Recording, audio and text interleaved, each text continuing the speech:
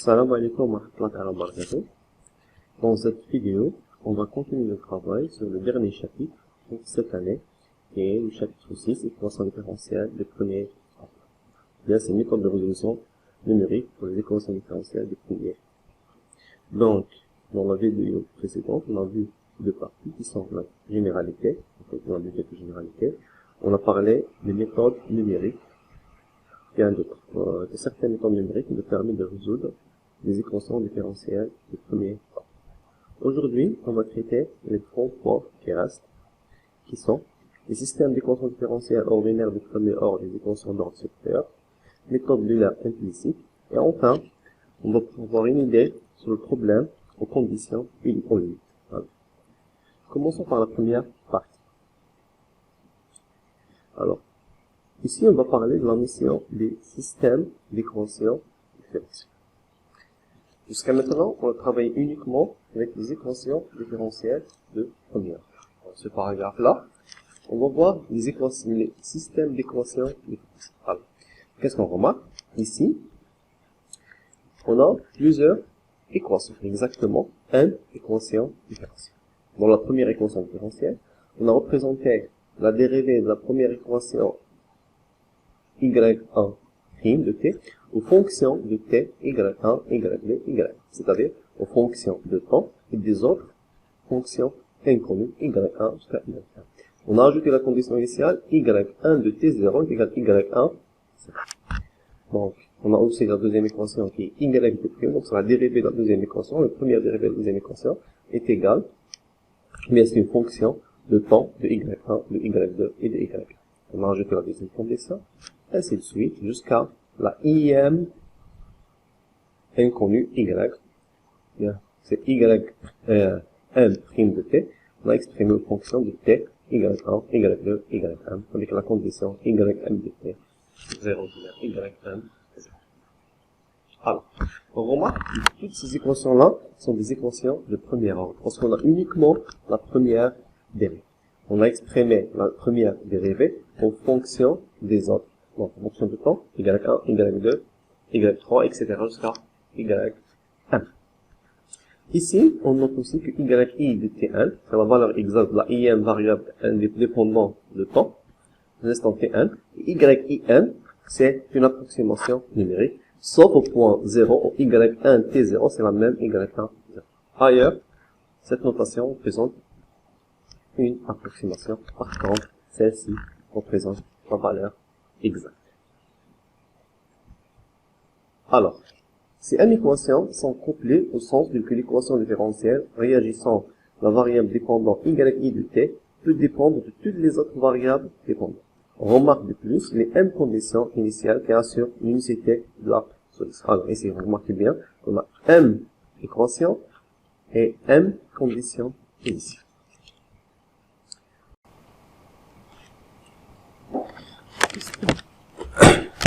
La question qu'on va poser maintenant, c'est comment on peut résoudre ces systèmes. Tout à fait. Au début, on a remarqué que notre système contient uniquement des équations différentielles de l'ordre 1. Dans la vidéo précédente, on a vu qu'on peut résoudre un système, non, regarde plutôt. Dans la vidéo précédente, on a remarqué qu'on peut résoudre une équation différentielle ordinaire de l'ordre 1 par des méthodes numériques, comme la méthode d'Euler, range quota d'ordre 2, ou bien range quota d'ordre 4. La méthode la plus simple qu'on a déjà vue, c'était la méthode d'Euler. Alors, ici, qu'est-ce qu'on va faire? On va essayer d'adapter les méthodes précédentes. Donc, on va essayer de l'utiliser pour résoudre notre système. Bien sûr, on a le choix entre les différentes méthodes, comme la méthode Euler, range quota d'ordre 2, range quota d'ordre 4. Malheureusement, la méthode d'Euler, qui est la méthode la plus facile à utiliser, pose un problème de précision. Pour cette raison, on préfère l'utilisation de la méthode de range quota d'ordre 4. Alors, on va adapter leur algorithme pour utiliser un système d'équations différentielles. Alors, on va voir recevoir l'algorithme.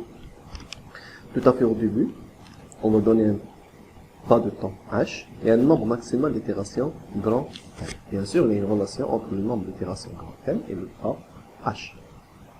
On va prendre les conditions initiales, un instant qui est 0, donc y1 0, y2 0, et y1 0. Bien, ce qui est en vert ici représente le numéro de l'équation. Donc c'est la première. Et en rouge, c'est l'instant. Alors, qu'est-ce que je fais? On va lancer notre boucle pour petit n compris entre 0 et grand N. Alors ici, le petit n représente les instants T1. C'est l'indice des instants T1. Alors, maintenant, en vert, on a notre boucle imbriquée à l'intérieur. Pour i varie de 1 jusqu'à m, qu'est-ce qu'on fait? Ki1 est égal à hfi, tn, yn, y2n, ym1. Bien. Que signifie cette boucle-là? Alors, je prends par exemple, on va fixer un n, on va dire par exemple n est égal à 1, petit n est égal à 1. Qu'est-ce qu'on fait quand petit n est égal à 1? Je dois calculer ki1 pour toutes les équations. Ici, l'indice vert représente l'équation i. Donc K11 pour dire le K1 pour la première équation, K de 1 c'est le K1 pour la deuxième équation, ainsi de suite. Je dois calculer tous ces cas-là. Donc on aura m fois K et 1. Puis qu'est-ce que je fais? Je passe au calcul de K2 pour les équations. C'est pour ça qu'on aura l'indice KI. Donc on a cette boucle, une nouvelle boucle. Alors, une petite remarque. Je calcule les K1, on ferme cette boucle. Je passe maintenant à une autre boucle. Pour i varie de 1 jusqu'à m, qu'est-ce qu'on fait? On va calculer le K2, ou bien KI2, le K2 de chaque équation. Alors KI2 est égal à h f de i, tn plus h sur 2, y, non, virgule, y1 plus k11 sur 2, y2n plus k21 sur 2, ainsi de suite, jusqu'à y1n plus km1 sur 2. Je ferme cette boucle, je passe à la troisième boucle. En troisième, on va calculer les Ki3. Donc, pour chaque équation, on va calculer son K3. De cette façon-là. Alors, T1 plus H sur 2, on va marquer que le temps c'est plus la moitié du pas. Puis, chaque Y, I1, on va lui ajouter KI2 sur 2. Donc, ici, vous avez Y1 c'est plus K12 sur 2, Y2 plus K22 sur 2, ainsi de suite, YM1 plus KM2 sur 2. On ferme cette boucle, on va l'appliquer. On va l'étirer une fois, puis je passe à la quatrième boucle. Ça, c'est pour calculer K et 4. Donc, pour I varie de 1 à 1, on doit calculer K et 4 de cette façon. Donc, c'est HFI Tn plus H, Y1 plus K13, Y2n plus K23, YM1 plus KM3. Bien sûr, ces cas-là, c'est les cas qui ont été calculés ici. Et ces cas-là, c'est les cas qui ont été calculés ici. Et ces cas, K11, K21, Km, c'est les cas qui ont été calculés dans cette boucle. À la fin, après avoir terminé le calcul de KI, on passe au calcul du Y et N.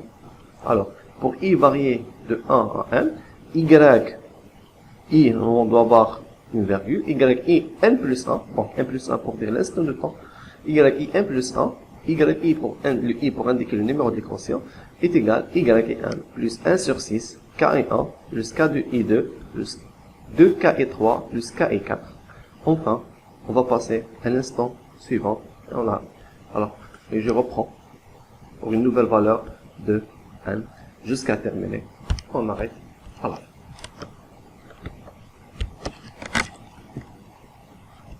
Bon, je m'excuse. Et on a terminé cet algorithme. On passe maintenant à un exemple. Alors, avant de faire l'exemple, j'aimerais bien mettre l'algorithme devant moi pour pouvoir l'utiliser. Je prends mon exemple. Alors, dans notre exemple, je prends l'équation différentielle suivante. Donc, bien, le système différentiel suivant. Y1' de t est égal à Y2 de t. Y2' de t est égal à 2Y2 de t moins Y1 de t. Avec les conditions initiales, Y1 de 0 est égal à 2, Y2 de 0 est égal à 1. Ici, ce système a la solution exacte suivante. Bon, on peut le résoudre. C'est Y1 de t, c'est 2 l'exponentielle de t moins t l'exponentielle de t. Y2, c'est l'exponentielle de t moins t l'exponentielle de t. Alors, Maintenant, on va essayer d'appliquer notre algorithme. Donc, c'est un système, ici, c'est un système qui est facile, c'est un système linéaire qu'on peut le résoudre. Sa résolution est très simple, donc ça ne pose pas de problème. Mais c'est pas notre but du coup. On s'intéresse uniquement aux méthodes numériques. Alors, pour commencer à résoudre le système, je dois indiquer une fonction f1 et f2. La fonction f1, donc y1' a été exprimée aux fonctions de y2 de t. Donc, c'est f1 de t, y1, y2, c'est y2 de t. Maintenant, si je parle de f2, c'est quoi? Comment on a exprimé y2'? Y2', c'est 2y2 moins y1. Donc, c'est f2, c'est 2y2 moins y1. Bien, après avoir déterminé les fonctions f1 et f2, maintenant, je dois mettre les conditions initiales. Donc, c'est t0, y1, t0, yt, t0, t égale 0, 2, 1. Donc, c'est instant, je commence par t égale 0. La valeur de y1 instant t égale 0, c'est 2. Et la valeur de y2 dans l'instant t égale 0, c'est 1. On prend un plat A, par exemple un pas h, égale 0,1. On commence à faire les calculs. Ici, dans cet exemple, on va traiter uniquement la première itération. Alors, qu'est-ce que je dois commencer? Je dois commencer par calculer le K1 et le K2, c'est-à-dire exécuter cette boucle-là. Alors, K1, c'est 0,1, donc c'est le H, le mec est indiqué ici, fois F1. Donc, K1, c'est 0,1 fois F1 de 0,2, 1. Donc, il suffit de remplacer ici Y2 par sa valeur qui est égale à 1. Ce sera 0,1 fois 1 est égal à 0,1. Maintenant, je passe au calcul de K de 1. Comment on fait pour calculer K de 1? Alors, c'est toujours H fois F de 2. Donc, c'est le H, ma valeur de H, c'est 0,1 fois F de 2 de 0,1. Alors, je vous rappelle, c'est quoi F2? C'est 2y2 moins y1. Si je rends par alors y2, c'est 1. Si on va mettre 2 fois 2, ça sera 2. Moins y1 qui est égal à 2. Donc 2 fois 2. 2 fois 1 moins 2, c'est 0. 0 fois 0,1, c'est 2. Bien, on a calculé le K1 et le K2. Maintenant, je passe à cette deuxième boucle qui est en bas, le calcul du KI2. Alors, je commence par calculer K1, 2 et K2, 2. Alors, K1, 2, c'est quoi? Ici, c'est toujours H, F de I. Donc, c'est H, donc c'est 0,1, fois F de 1. Avec des petites modifications, ici, sur les valeurs. Alors, parce qu'on prend, je dois prendre T1 plus H sur 2. Donc, T1, c'est 0. J'ajoute la moitié de pas, donc c'est 0,05. Ça veut bien F1 de 0,05. Ici, qu'est-ce qu'on va mettre? On va mettre Y1 de 0, donc la valeur qui est la condition initiale, plus la moitié de K11, qui est 0,1. Donc ça devient 2 plus 0,05. C'est ça. À la fin, je dois mettre Y2 plus K de 1. K de 1, c'est 0. Donc, je prends la valeur de Y2 qui était 1, et je vais ajouter un 0, ça sera cette quantité. Je fais mes calculs. Donc, mes calculs, c'est Y2. Bon, alors, c'est la valeur de Y2, c'est combien? C'est 1. On va multiplier le 1 par 0,1, ça sera 0,1. Maintenant, je passe au calcul de K de 2. La même chose. 0,1 fois F de 2, les mêmes paramètres qui sont là. J'ai fait mes calculs, c'est 2y2 moins y1. Alors, y2, c'est 1, moins, donc moins 1, c'est moins 1, plus 2 fois ça, donc. Plutôt, c'est l'inverse. Ça, c'est égal, non, plutôt.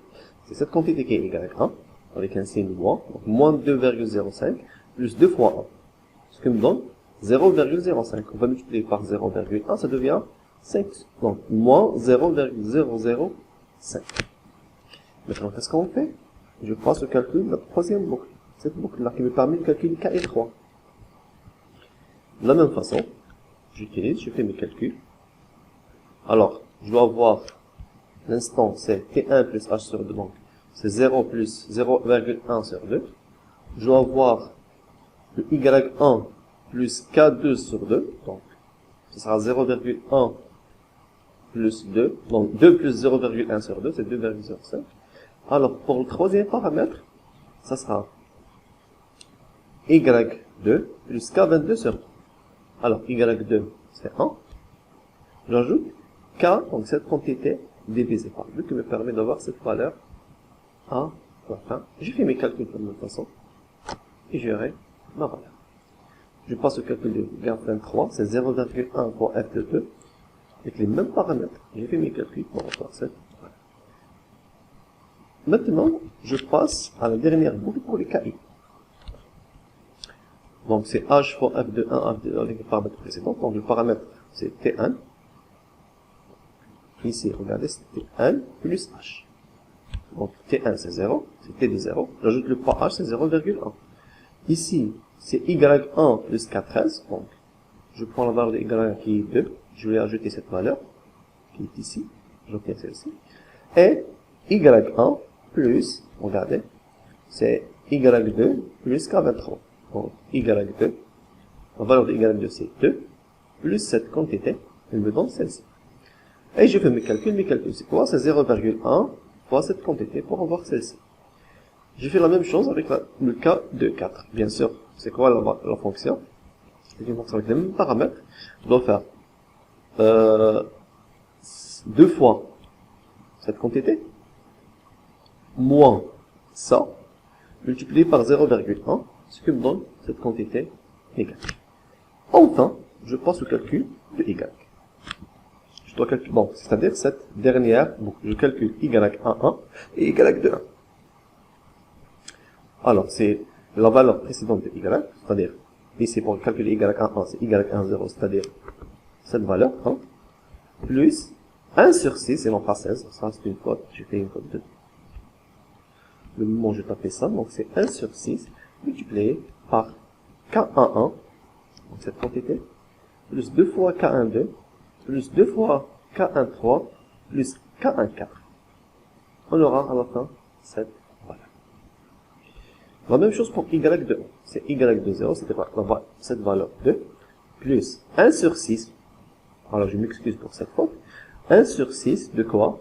De K21, plus 2 fois K22, plus 2 fois K23, plus K24, ce qui me donne cette valeur à la fin. Et comme ça, j'ai fait ma première itération. Alors, posons maintenant une autre question. C'est une question qui est très simple. Jusqu'à maintenant, on travaille uniquement avec les équations d'ordre 1. Donc, soit dans la première vidéo, ou bien dans cette vidéo aussi. Alors, mais pour les équations différentielles, on a des équations différentielles d'ordre 2, d'ordre 3 ou plus. Qu'est-ce qu'on fait avec ces équations qui ont un ordre supérieur? Alors, tout à fait au début, je vous rappelle que l'ordre de l'équation différentielle, c'est la dérivée du plus grand, bien, c'est le dérivé du plus grand degré.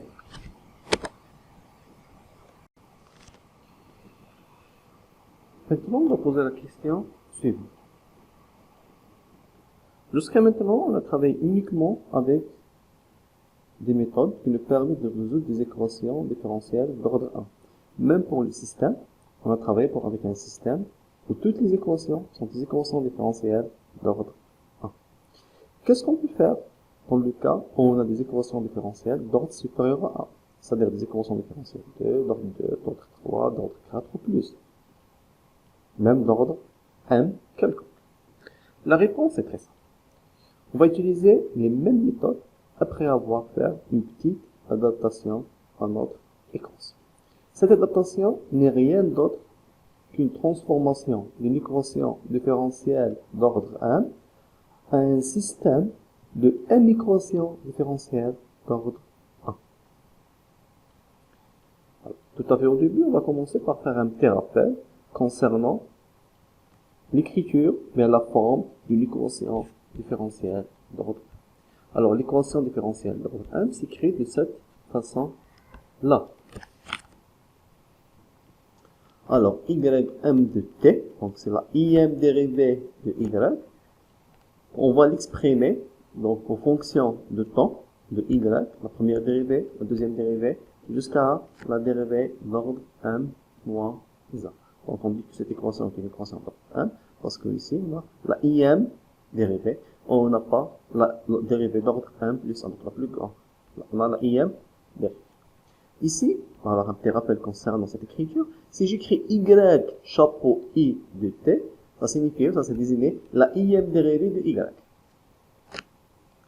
Maintenant, pour avoir l'unicité de la solution, je dois avoir n conditions initiales, qui sont la valeur de y au point t0, qu'on va noter C1, la valeur de la première dérivée de y au point t0, qu'on va noter C2, la deuxième dérivée de y au point t0, qu'on va noter C3, ainsi de suite, jusqu'à la dérivée d'ordre m-1 de y au point t0, qu'on va noter C.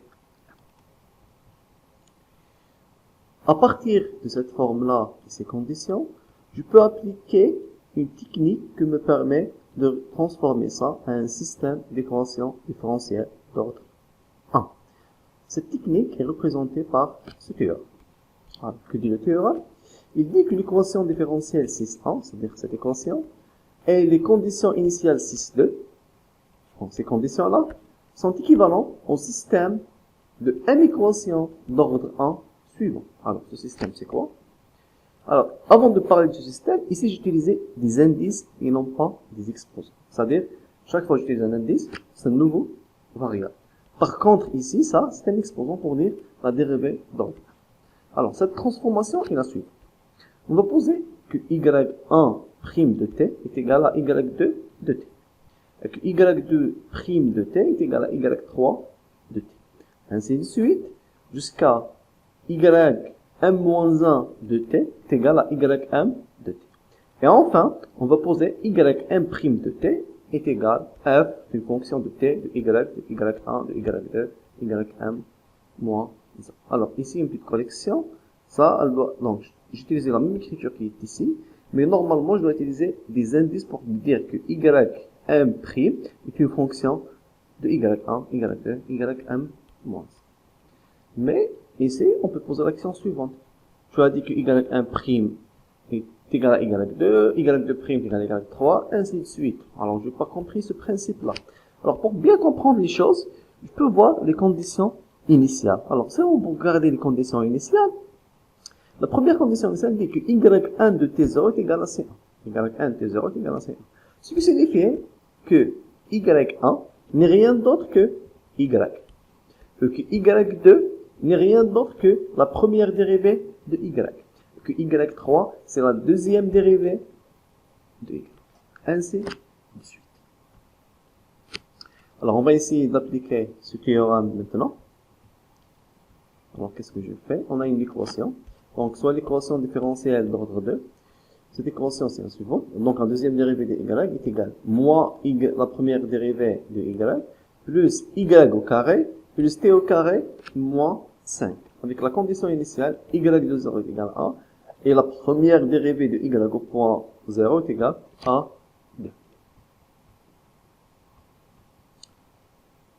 Alors, ici, on a les transformations nécessaires.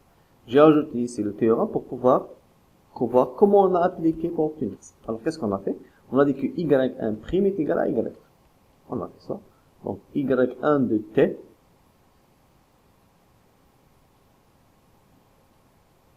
égale y de t. On a déjà compris que ça est correct. Parce qu'on a déduit que y1, à partir de cette condition, c'est y de t. Puis on est y2, c'est y1 de t, c'est cette écriture là. Donc y2 de t est égal à y1 de t. Maintenant, on va mettre nos équations directement. Alors, j'utilise la première équation. y1 de t, c'est y2 de t. Avec la condition initiale, y1 de 0, c'est 1. Deuxièmement, y2' de t, c'est quoi? C'est cette équation-là. Parce que le m ici est égal à 2. Donc, ça sera moins y2, plus y1 au carré, plus t au carré, moins 5. On a remplacé la première dérivée de y par y2, y par y1, t c'est toujours la même, et la constante c'est toujours la même avec la condition y2 0 est égal à 1. Alors, pour résoudre ce système, qu'est-ce qu'on fait? Je peux utiliser la méthode de Runge-Kutta d'ordre 2 qui a été utilisée pour déterminer les différents variables. Passons maintenant à un autre truc qui est un peu différent, mais une autre méthode qui est un peu différente. Cette méthode s'appelle la méthode d'Euler implicite. Bien, un petit rappel, donc on a déjà vu dans la première vidéo une méthode qui s'appelle la méthode Euler explicite. Ici, dans cette vidéo, on va parler de la méthode Euler implicite qui est un peu différente. Elle est vraiment différente en tous les cas. Alors, qu'est-ce qu'on va dire? Pour établir la méthode Euler explicite, nous avons utilisé la formule de différence avant d'ordre 1 pour rapprocher la dérivée de y' en t est égal à t. Alors, si je me rappelle bien, si je me rappelle bien, dans la première vidéo, pour construire la méthode d'Euler explicite, on a utilisé une petite représentation géométrique. En réalité, la méthode d'Euler explicite, on peut le voir de plusieurs manières. Je peux utiliser le développement Taylor à l'ordre 1, je peux utiliser une représentation graphique qui se base sur le principe de la tangente, et je peux utiliser ce principe-là, c'est-à-dire de remplacer y' par une différence avant, d'ordre 1. Les différences avant, c'est comment on peut remplacer la dérivée d'une fonction par une forme approximative. Donc, c'est ce qu'on a vu dans la troisième vidéo qui est dérivation. Maintenant, qu'est-ce qu'on va faire? Si on va utiliser, au lieu d'une différence avant d'ordre 1, on va utiliser une différence arrière. Que se passe-t-il? Alors, si on va utiliser une différence arrière d'ordre 1, en t est égal à t1 plus 1. Alors ça, c'est important. Parce que pour la première méthode, on a utilisé une différence avant à l'instant t est égal à t1. Maintenant, on va utiliser une différence arrière à l'instant t est égal à t1 plus 1. Qu'est-ce qu'on va faire? Alors, tout à fait au début, dans notre équation différentielle. Donc, y' à l'instant t1 plus 1, c'est une fonction du temps, donc du temps à l'instant t1 plus 1, et de y à l'instant t1 plus 1. On va remplacer ça par une différence arrière. Donc, différence arrière, ça sera y de 1 plus 1 moins y de 1 sur h. C'est égal f de t1 plus 1, y de 1 plus 1. Maintenant, qu'est-ce qu'on va faire? Je vais multiplier plus ça, toute cette équation, par h. On va le mettre tous dans la même partie. Transformer. Alors, c'est une équation, donc qu'est-ce qu'on remarque? Ici, on a trouvé une équation qui est en général une équation non linéaire, que l'on peut résoudre par des techniques du chapitre 2. À chaque pas de temps, on devra résoudre une équation de cette forme. Donc, g de x est égal à x moins yn moins hf t1 plus 1x. Ici, le x représente y de 1 plus 1 et c'est l'inconnu. Pour yn et h, connu. Alors, pour résoudre ces équations, dans certains cas, je peux séparer entre x et les autres variables. Dans cette situation, je peux résoudre directement mon équation, mais dans la plupart des cas, on ne peut pas faire ça. C'est pour ça qu'on va utiliser les techniques qu'on a vues au chapitre 2. Je peux utiliser par exemple la méthode de dichotomie, je peux utiliser la méthode de Newton ou bien une méthode de point fixe. Ici, on va expliquer l'utilisation de la méthode de Newton. Alors, qu'est-ce qu'on fait? Si on prend la méthode de Newton par exemple, avec un seul variable, on a besoin de la dérivée. Donc, g' de x, ça sera 1 moins, donc si on va dériver y1 c'est une constante, donc on va disparaître. X par rapport à x, c'est 1.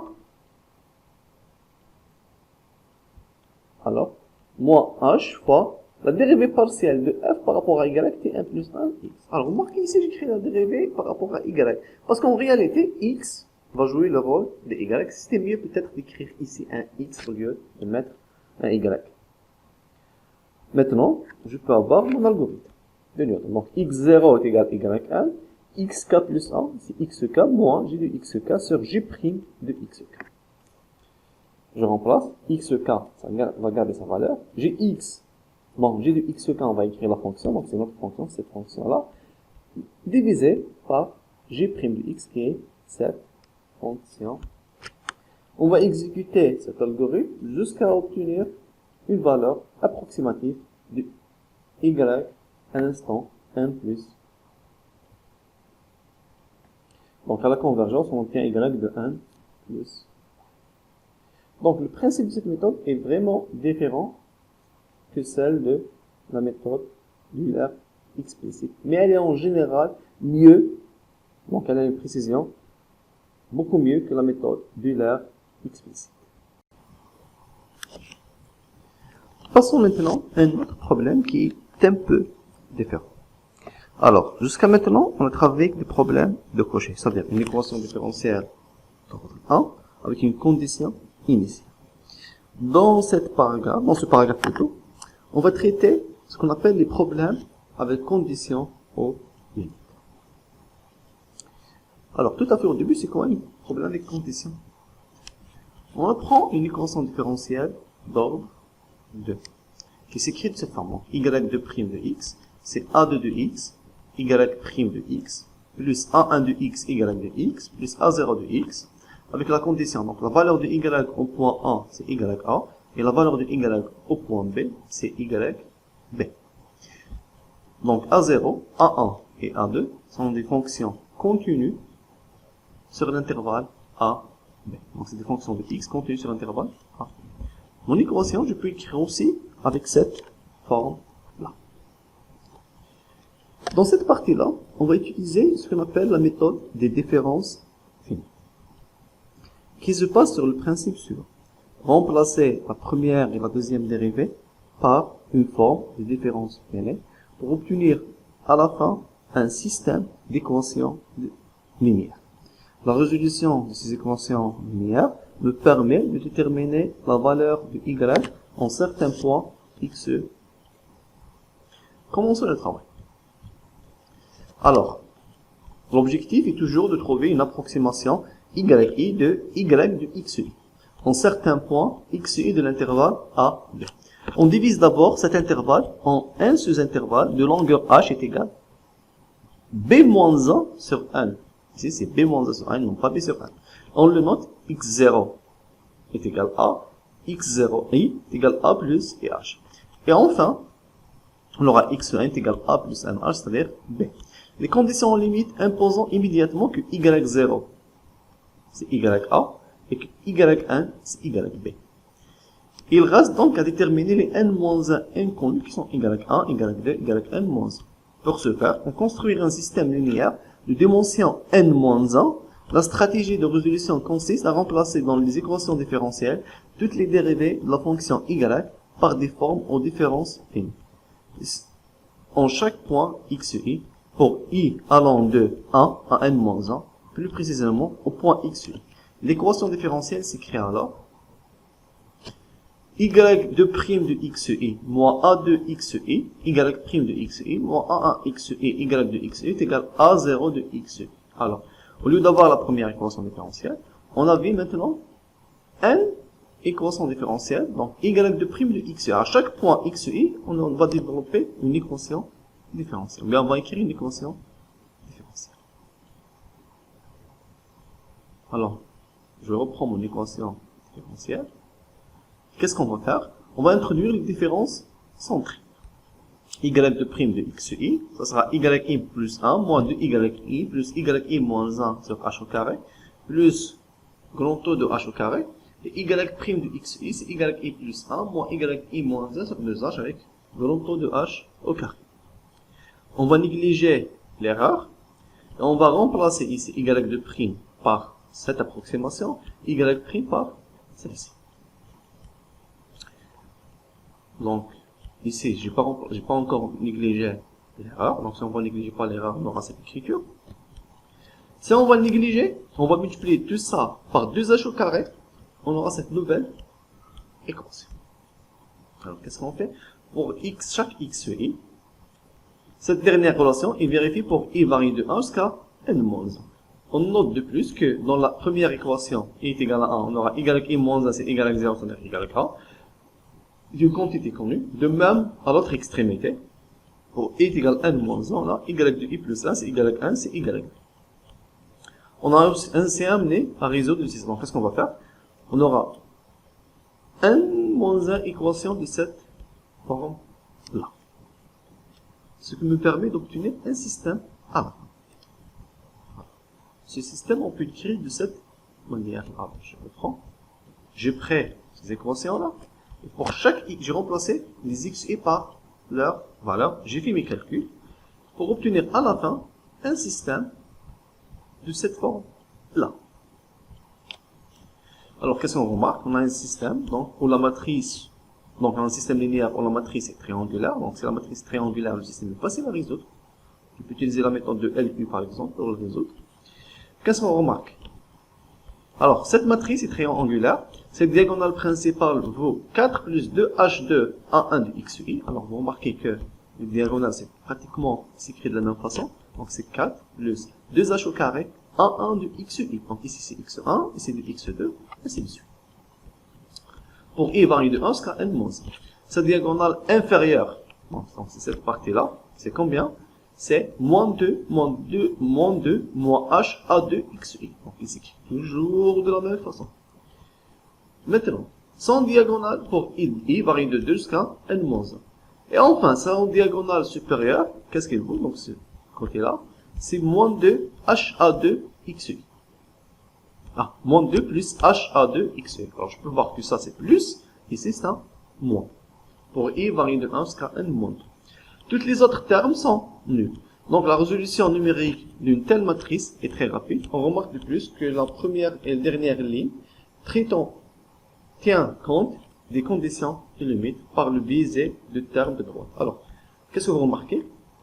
Où est l'influence de la condition de limite? Elle est ici. Alors, si on veut remarquer le vecteur B, il s'écrit toujours moins 2 h au carré A0 x2, A0 xi. On a toujours ce terme-là, sauf au premier, au dernier élément qu'on a ajouté un autre terme. Donc, au premier, on a ajouté 2 plus HA2 x1 y2a. Ça, c'est la première condition. C'est la condition au point A. Et ça, c'est, à la fois, on a ajouté ce terme-là, qui est la condition au point A. Donc, la résolution du système me permet de résoudre mon problème. Ici, j'ai pris un petit exemple. Donc, on considère l'équation différentielle avec condition en limite. Y de prime, c'est moins de x, y prime de x plus 1 sur x au carré. Avec la condition y1 est égal à 0, y2 est égal à 0,693 n45. Alors, avant de résoudre, je dois déterminer c'est quoi A2, c'est quoi A1 et c'est quoi A0. Alors, ici, A2 c'est quoi? C'est moins 2 sur x. A2 c'est le terme qui est lié à y'.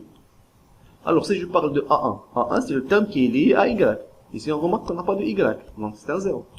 Enfin, A0 c'est le dernier terme qui est indépendant de y, c'est 1 sur x au carré. Les conditions en limite sont y1 est égal à 0, y b est égal à cette quantité. Alors, on remarque bien que l'intervalle c'est 1, parce que la valeur de A c'est 1 et la valeur de B c'est 2.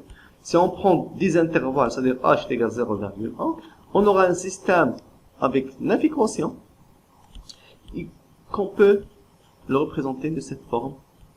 Voici notre système différentiel qu'on doit adresser. Alors, vous pouvez refaire le calcul de ce pour donc la solution me permet d'obtenir la valeur de y au point xe, c'est-à-dire au point 0,1, 0,2, 0,3, 0,4, ainsi de suite jusqu'à 0,9.